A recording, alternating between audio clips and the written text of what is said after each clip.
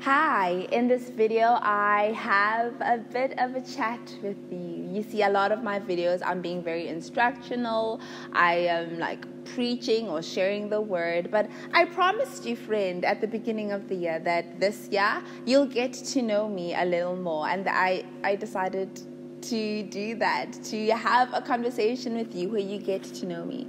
And one of the key and foundational parts of me, friend, is that I am a follower of Jesus. And I just wanted to share with you how I met Jesus and how he changed my life. So if you'd like to get to know me a little more, I'm going to ask you to watch this video, friend.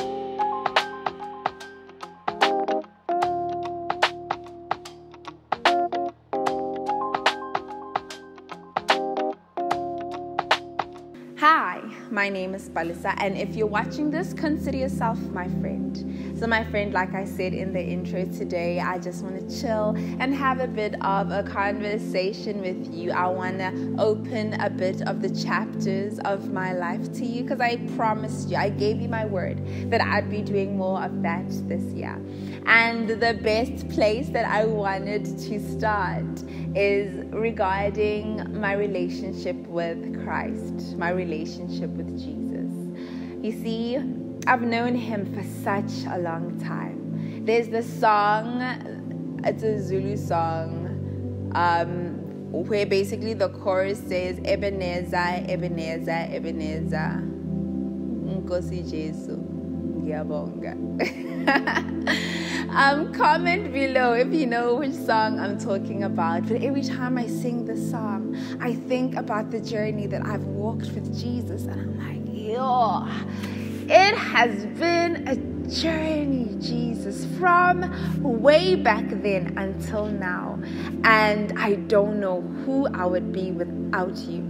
So friend, let me take it to that way back when I was talking about. Now, if you know my parents and if you fellowship with us at church, at Faith Point Church, you would have heard this story before. That's where my father, he'd say that he was praying and he sensed in his heart that God said, okay, go and lead your daughter to Christ.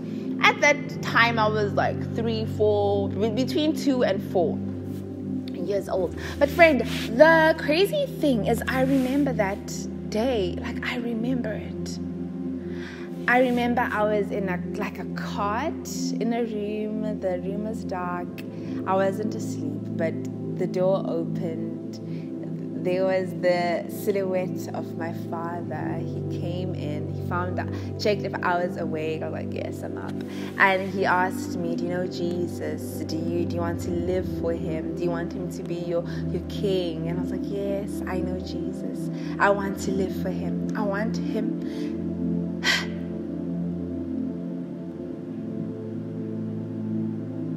to be my king.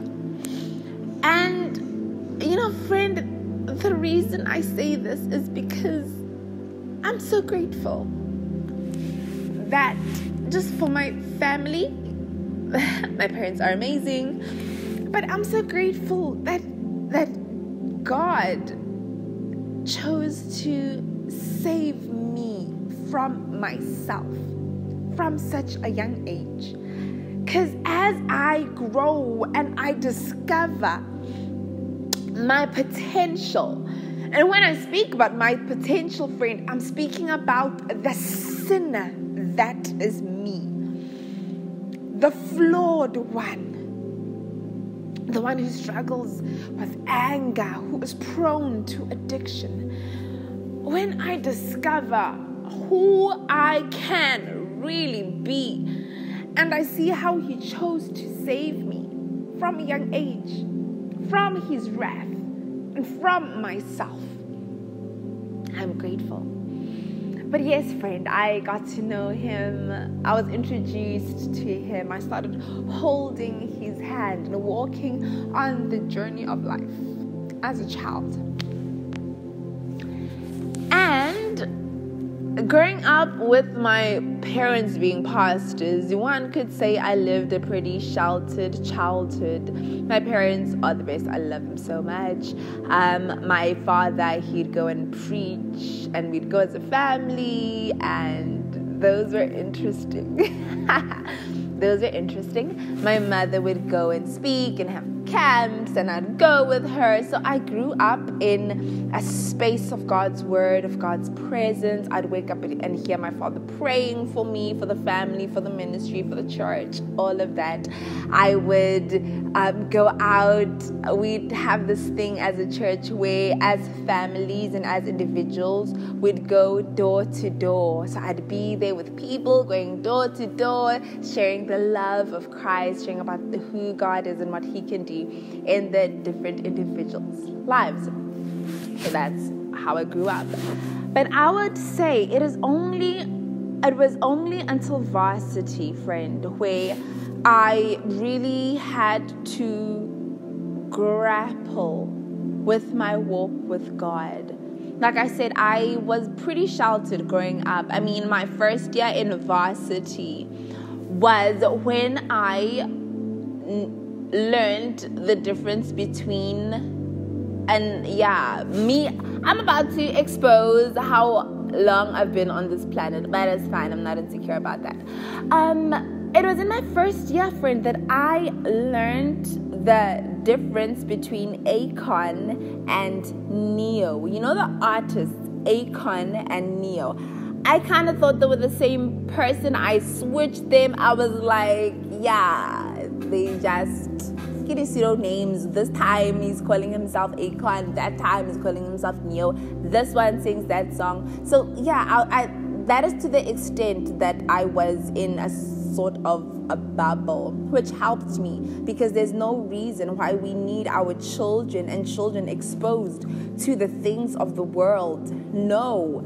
And that's why I believe that parents need to fight to put their children in a space where they hear more of God's truth than the philosophies of the world. But maybe we'll talk about that at another time. But it was only in varsity, friend, where I was all by myself, and I was exposed to young women and young men who made different life choices, who believed different things, and I had to see if this Jesus thing was for reals. I mean, I remember going out to like spaces where people would be engaged in behavior that I wasn't used to, that I was raised not to participate in. And still in that time, in those spaces, as much as my peers were seeming to derive pleasure from it, because of what I had tasted and because of what I knew, I found that there was nothing of substance, because I had encountered Christ and because I had encountered Jesus. I mean, I had witnessed growing up Jesus bring sanity back to my father, whom the doctors had said he had lost his mind and we were just going to have to get used to that. I watched God use His word to bring sanity to my father. I saw that for my eyes. So I realized that the things that my peers, that other people, that they were looking to were not for me. But there's a particular moment, my friend, that I want to share with you about. And if you want me to make one video like going deep on that, I just need, let's make it 3 comments below saying that you want me to talk more about this season in my life. But there was a time when I was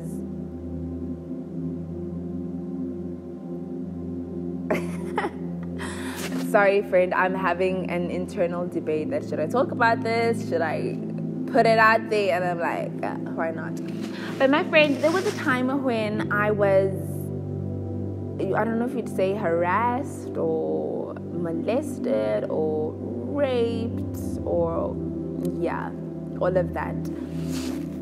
And the reason why I have so many words for it is because the definition of rape has changed so much since that incident. But anyway, it happened, and I was so broken, and I was so upset with the world. And in that season, because of the space that I was in, I found myself caught up in addiction. And Jesus, he took me out of that space. He called me by my name.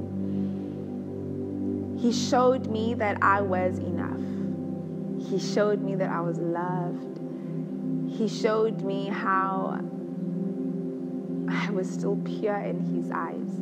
Now, for those of you who have experienced any type of rape or sexual molestation, you would know how one of the primary feelings you feel like dirty and you feel unclean. But Jesus, he showed me and he walked me on a journey to see, and he used the people in my life to see who I really am, and how what happened to my body does not speak to who I am, and what was done to me does not speak to what I can do in my future and my identity. And it was a wrestle. It was really difficult. It was really deep. Like I said, if you want me to go deeper on this, just all I need is 3 comments saying, yeah, go deeper, friend, go deeper, sis. I just need 3 of you to say that, and then I will make that video.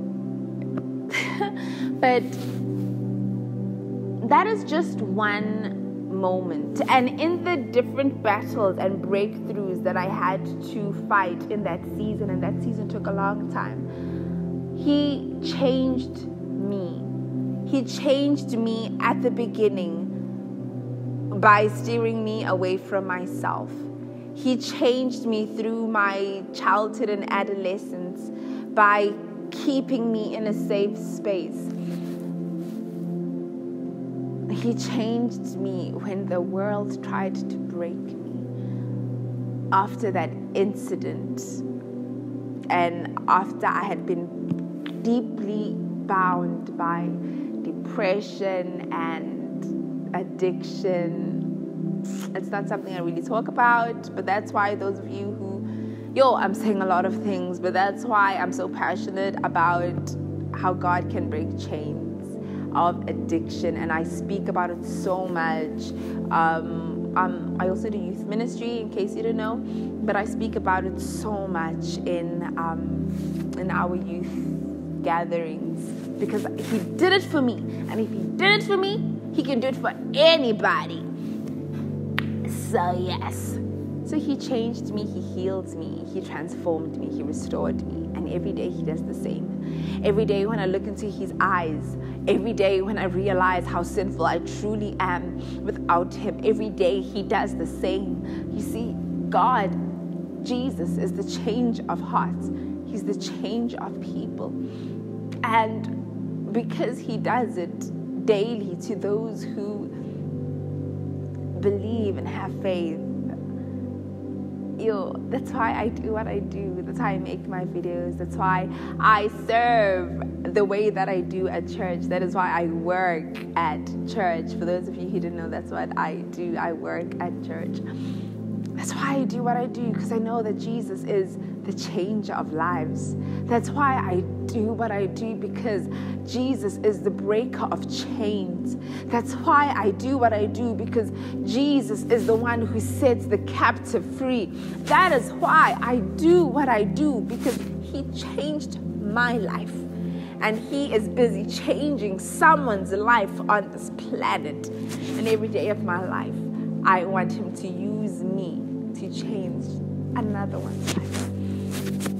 So that's a little bit about me. If you want to know anything about me, whether it is how it was like growing up as a pastor's child, pastor's kid PK, if you want to know about my seasons of depression, if you want to know about what that season was like when I was going through that dark space, whatever it is, let me know. Be specific and I'll make a video for you. So yes, friend, we are on a journey for you to get to know me. I hope I give you a bit of insight on just who I am and my journey with Jesus and how I met him, and you got a few snippets of how my journey with him has been. So before I go on and on and on, I think I must close this video. Friend, yeah, I don't mind being vulnerable with you because I believe this is a safe space. Yeah. Until the next video, friend. And by the way, I believe my vulnerability, I hope my vulnerability will help someone out there, because I am a vessel. Anyway, let me not go deeper because yeah.